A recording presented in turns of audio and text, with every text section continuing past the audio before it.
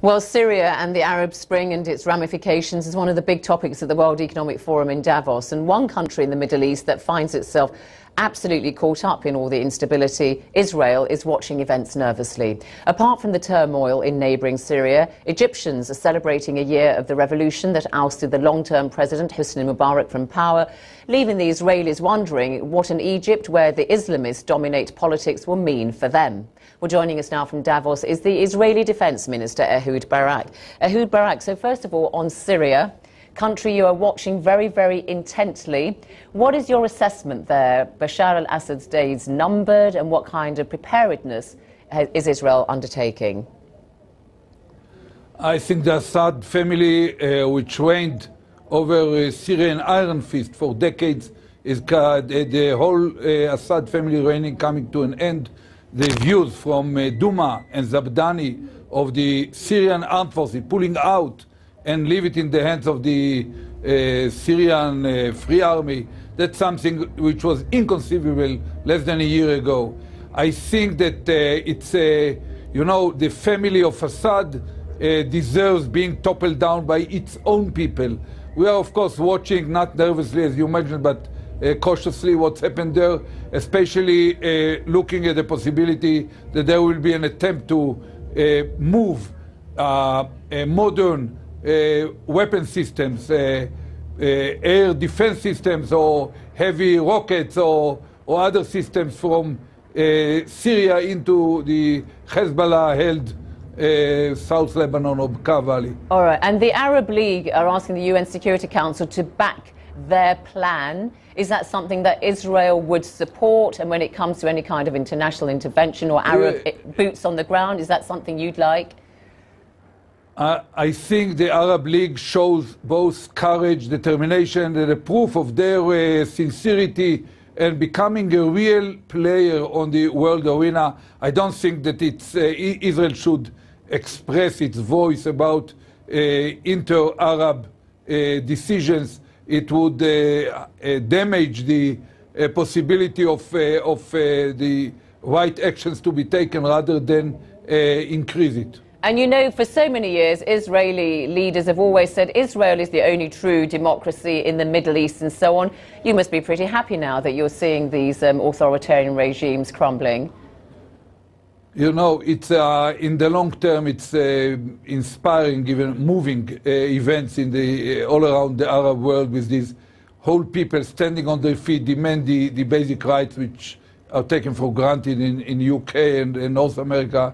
But in the middle term and in the short term, it's going to be tough. I don't expect any kind of Václav Havel, a kind of intellectual or moral beacon to take over an Arab society.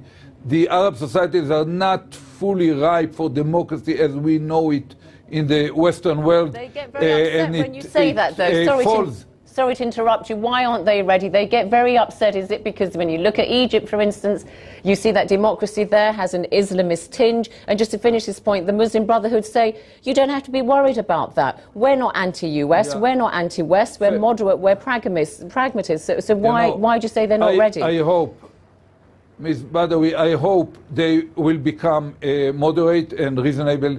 The fact that whole Arab societies might fall into Islamist hands doesn't bode well for the stability. I hope they will find that out of the need to hold their head over the water to provide new jobs for about 1 million new Egyptians per year and food for another 1 million new babies will make them, taking into account all the fabric of international agreements, including the agreement with Israel, as well, of course, as the order and the law enforcing in Sinai. We hope that this will be the case, but I should admit we are slightly worried. But just to reiterate your point then, you don't think that the Arabs are ready for democracy yet, because that's what you said, and yet on the other hand you said you welcome the fact that you're seeing these pro-democracy movements taking hold in the region. Can you really have it both ways, Mr. Barak? Yeah. Look, it's different from country to country. I believe that the elections in Egypt were fair and reflect what the people voted. But I still remember the former President Mubarak telling me, you know, our societies are still tribal, people are following the voices coming from the heads of tribes and clans or other kind of associations, and that it's still a problem. You know, democracy is not just the right to vote. It has to do with human rights, with the opportunities for women to participate both in workforce and in society. It's about the readiness to hear other voices, to respect others, to respect minorities. That's something that I think will take some time, but we will not prejudge them, and we will keep hoping that everything will stabilize in Egypt. On the other hand, in Syria, the toppling down of Assad family will be a major blow to the radical axis stretched from Iran through South Iraq to the Damascus, to the Hezbollah in southern Lebanon. And I think that it's a positive direction. All right. Ehud Barak, Defense Minister of Israel, thank you very much indeed for joining us live from Davos.